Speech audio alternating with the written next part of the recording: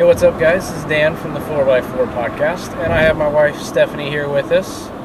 Say hello. Hello. And Amanda back there, sister-in-law. Hi. And we are on our way back from visiting Lodge in South Pittsburgh, Tennessee, and we are going to do something a little different. We're going to record this and maybe swipe the audio out of the recording and publish it as a short podcast episode. But we are going to talk specifically today about the trailer that we're building and how it all came to be. So if you've been listening to the podcast for a while, you will know that back on episode 30-something, I interviewed Scott Cheney from Compact Camping Concepts, and Scott told me all about his plans that he sells over at compactcampingconcepts.com on how to build a off-roading trailer using a Harbor Freight frame, so that you can build it, to your own liking, your own requirements, and it is a, completely custom, but it's a very simple build. The Explorer box is the one that he typically used, and that was just a 4 foot by 4 foot cube sitting on top of a 6-foot trailer frame. But anyways, whenever I saw that, I was excited because you can keep all your camping gear in one location so that you don't have to unload it onto the shelves in the garage or in your basement. It's all there, packed up, ready to go as soon as the desire to go out for an adventure hits. And ever since then, I'd wanted to build one. However, since we move across the country frequently, it's easier to drive one vehicle and tow one. So the Suburban or the Yukon will pull the Jeep Cherokee on a trailer, and we'd go moving along. Now, with a trailer, an adventure trailer, we wouldn't be able to do that because the trailer and the Jeep were too big for the 16-foot car hauler that we had. So we just kind of left the plan or the idea and never actually did anything with it. However, for the next move, we are going to Alaska, and the government is paying to ship one vehicle. So the Jeep is going to ride on a commercial transport vehicle, and the Yukon will be carrying us and our family. So we decided now is the time to build this awesome trailer. So Stephanie, what was your first thought when I mentioned this trailer grand idea? Like a long time ago or recently? Both. Well, a long time ago, my first reaction was, okay, sure, another idea, another toy, and we'll see if it ever comes to fruition. But now with the opportunity to be able to pull something new, then I got pretty excited about it. I love the idea of having all our camping stuff in one spot. It's just ready to go when we're ready. Well, and the extra room is going to be really nice, especially for a long overland style trip like this, because we'll have 2 adults, 3 kids, one of them just over a year old, and a dog in a single vehicle for probably close to a month. So that's a lot. Yes. So having that extra room let us spread out, keep more gear in the trailer and less in the vehicle. I also like the idea of being able to keep more valuable type stuff in the trailer because it doesn't have windows. Especially after when we first got to Kansas City and had somebody smash out the window on the Suburban and rip out the stereo. Right. Having that trailer is out of sight, out of mind. And I don't know if it's going to be any easier or more difficult to break into, but just having somebody not be able to see in there is going to be beneficial, and we can add additional hardening to things if we want later. So the idea behind the trailer is to make it something budget friendly, something that anybody can build with some common tools. Now, I know when I first mentioned the idea, everybody came and said, well, it needs to be a welded steel frame and all these things. And I for sure, if I have the time and the budget and the welder and everything, it would be great to have a overbuilt trailer, something that would for sure last forever. However, that is not, typically what people can do. They don't have the budget for it, they don't have the tools for it, the skills, whatever. So this Harbor Freight frame took me 5 hours to put together, and I did use air tools. I had a air ratchet, so that made things go a lot faster. But I also used red Loctite, and if you're familiar with Loctite in general, the red Loctite is just about as close as you can get to welding something together without having a welder. The bottle said it had to be, if you were to remove it, once the Loctite is set, it takes like 400 degrees for 5 minutes before you can break the stuff free. So you want to make sure those bolts are right where you want it when you're using it. Otherwise, you're going to have a hard time getting that stuff off. Did you have help putting that together? I did. Brooke, my daughter, helped me help put it together. And the thing that was really most helpful, she doesn't offer a lot of muscle to get stuff into place, but the trailer's not real heavy anyways. The whole trailer was 270 pounds, including the box that it all came in. But just getting the measuring, making sure it's square, was very helpful. It seems simple, like it's no big deal just having that extra hand, but this is a family project. Help put it all together.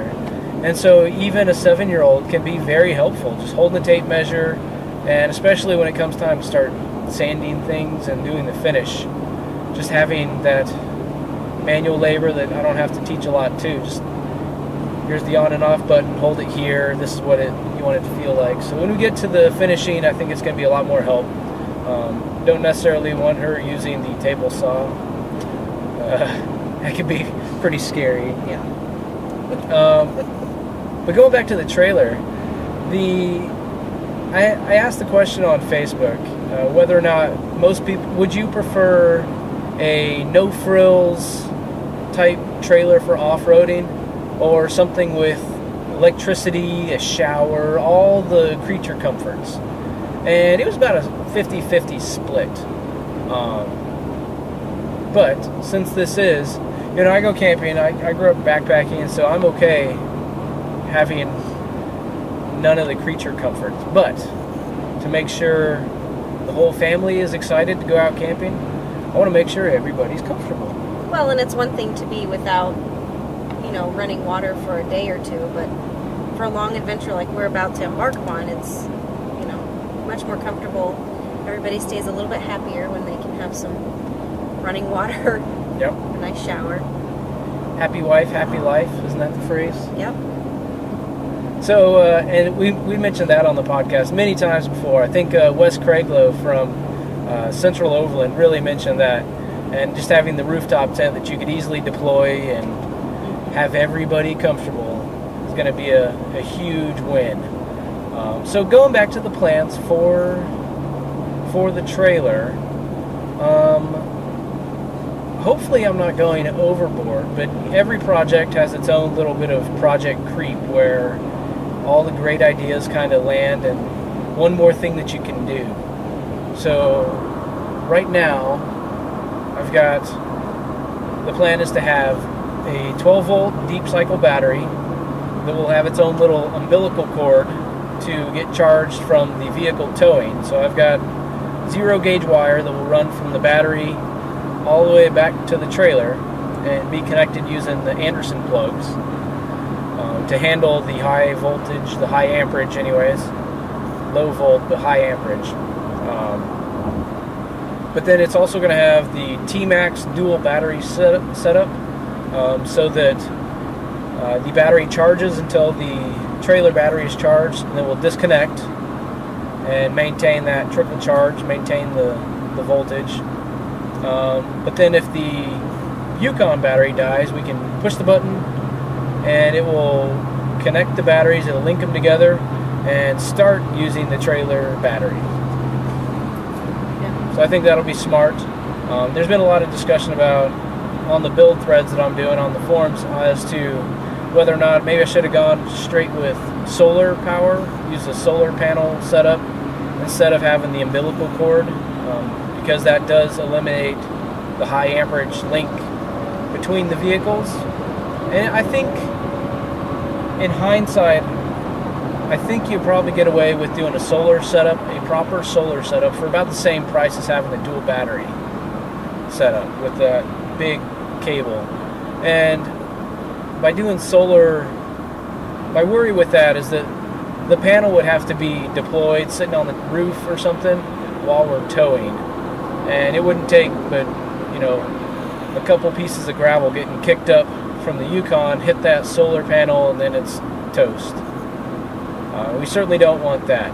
I like the idea more of being able to have the solar panel set up while you're at camp and charge while it's stationary.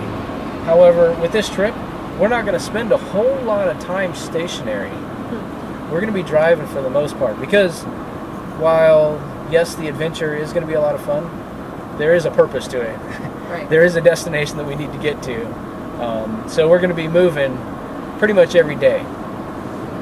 But since we are also moving, we want to make sure camp is easily set up quickly and able to tear down quickly. So we've got the rooftop tent that we still need to order, and going back and forth on which one we're going to get. The unfortunate thing is, as far in my mind, is that these rooftop tents are not made in the United States. The actual production of them is outsourced to China. So that has its own issues and the build quality things. You're just not going to get the same high quality craftsmanship as that you would get from something like Blue Ridge Overland Gear. When we visited their shop in Virginia, we met the people that make them. We've seen their work, and they sign their names to the tags when they make that. It's just such great craftsmanship, and the materials that they're using. So the materials on the Tipui tent and the CVT, the Cascadia vehicle tents, are great. But I don't know. I haven't had a whole lot of chance to look at the workmanship on that firsthand.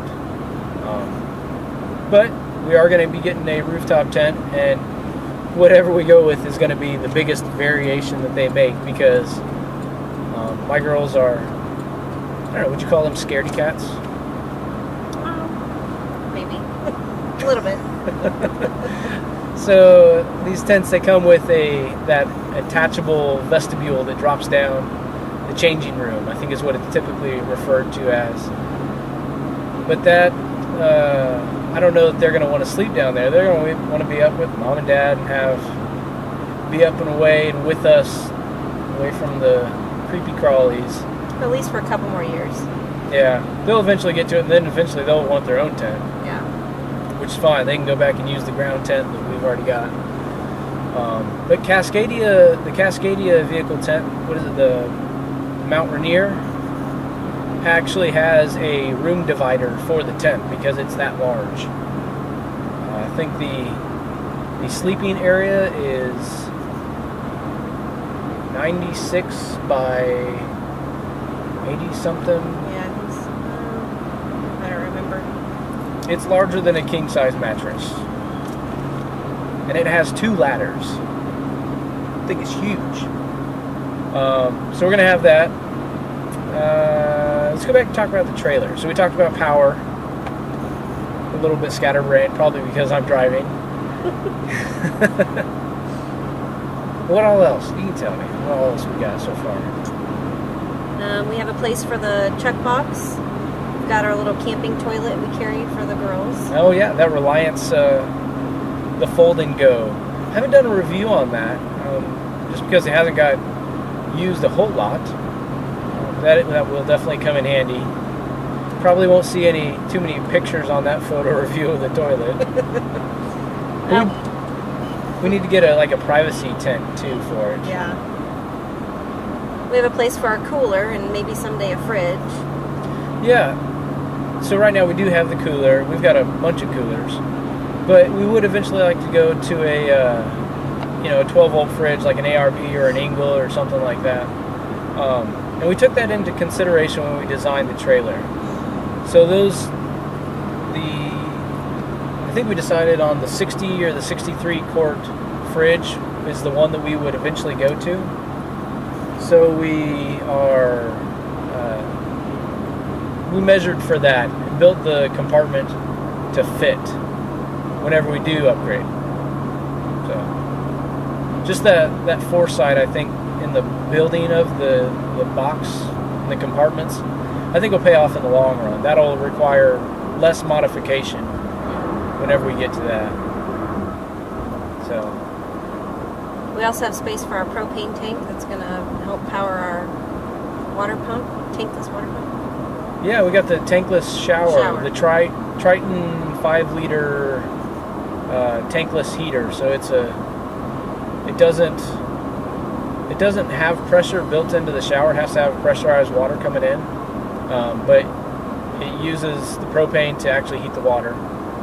So we'll be able to use that for hot water around camp, for showers, and for cooking needs and cleaning and stuff like that. Haven't tried it out yet, but it is sitting there at home in the box. So you mentioned we got power to the pump. It's a 3 gallon per minute pump. And then we got the 20 gallon water tank. Yes. And it is a food grade rated tank. So we need to figure out the inlet and the outlet stuff for that. What else? When we did the design for that, the access to the water tank, like should there ever be a leak or some neat reason to do maintenance on it, we're going to have a little panel that's removable that you access from inside the trailer, inside the luggage compartment in the back. So I think that'll be smart.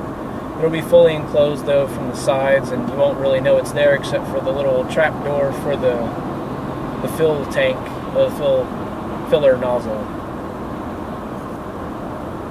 So. And then the back area will be for our luggage and sleeping bags.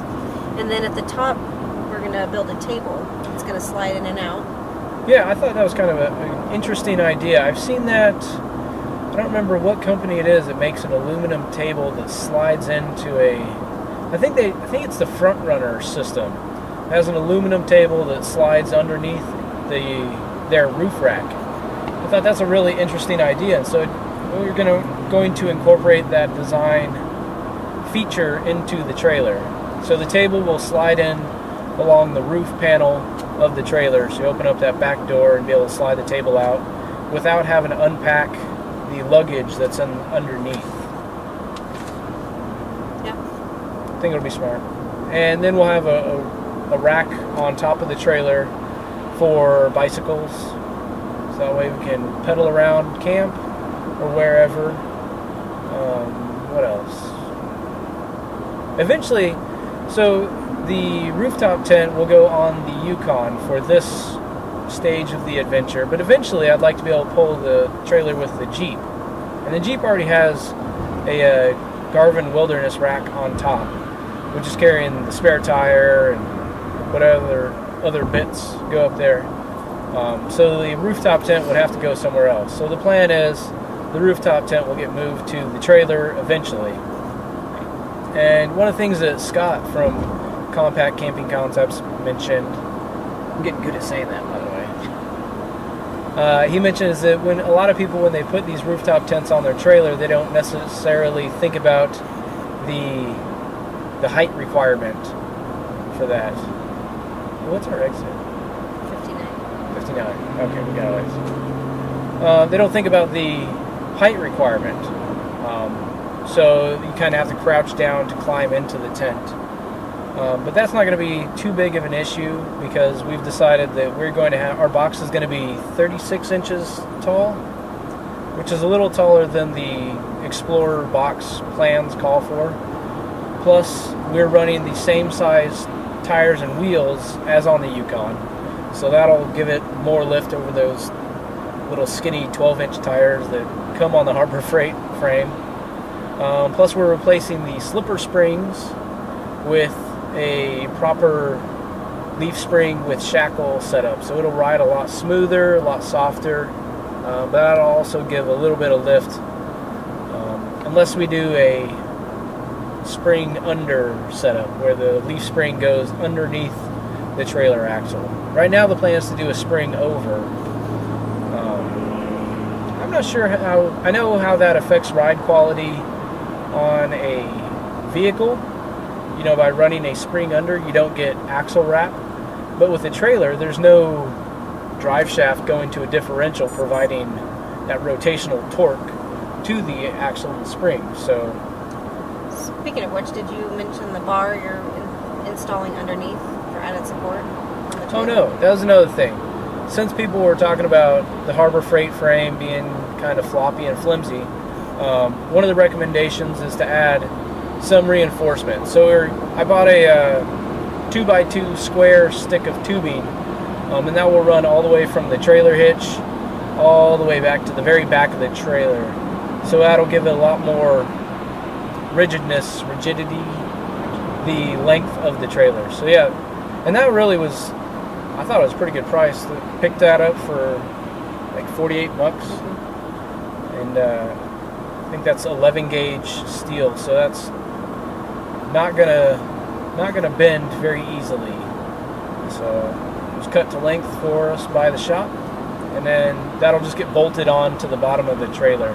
The Harbor Freight trailer already has the holes drilled right down the center, so I'll just, you know, clamp it in place, mark the holes, drill them, and then bolt it in place using reg Loctite so that it never goes anywhere. But it's exciting. Before we left for this trip, I got the bottom panel mounted, and that was the other design feature. Being able to have some versatility to this, I wanted to be able to actually remove the box. So the box is going to be built as its own separate component. You know, I'm building it on top of the trailer just for ease of building it and seeing it and just kind of visualizing it. But there's actually a 3/4 inch marine grade plywood panel that's mounted to the trailer, and that'll be there permanently. And then whenever we're ready to use the box, then you will mount the box on there and just bolt that in place, and it won't go anywhere. And then whenever we get to wherever we're going, we can, you know, remove it if we want, have it set on the ground or on some, you know, those legs like using on a slide-in camper. So that'll be useful. And then, you know, that'll leave me with a flatbed trailer so we can load up firewood or whatever we need. It's just a utility trailer at that point. So I think that's it. I think we covered the plans for the trailer. We didn't discuss finish, what kind of finish is going to be used on there. Looking at a bed liner type material, whether or not we're going to take it to a Line-X place or have it professionally done or do it ourselves. Trying to stick with the budget mindset. We'll probably do it ourselves and do some really good prep on it and get the best finish possible. But using marine grade plywood, I think, will definitely help. We won't have to worry about the wood getting rotten and falling apart. So I think that's it. I think so. It's exciting. It is. There's a lot to work on, especially when we know the movers are eventually going to come and they're going to take my tools, and I'll be left with just the onboard tool set that we'll have. But I need to have the woodworking stuff done, so that way all I have is the mechanic type tools that we'll take with us on our trip. Won't have much need for, you know, circular saw or anything like that. Hope not. Yeah, I really hope not. So, just really exciting stuff going on. Yeah. Alright guys, thanks for joining us on our drive back from Lodge Manufacturing headquarters in South Pittsburgh, Tennessee. And we'll be talking to you later. Bye.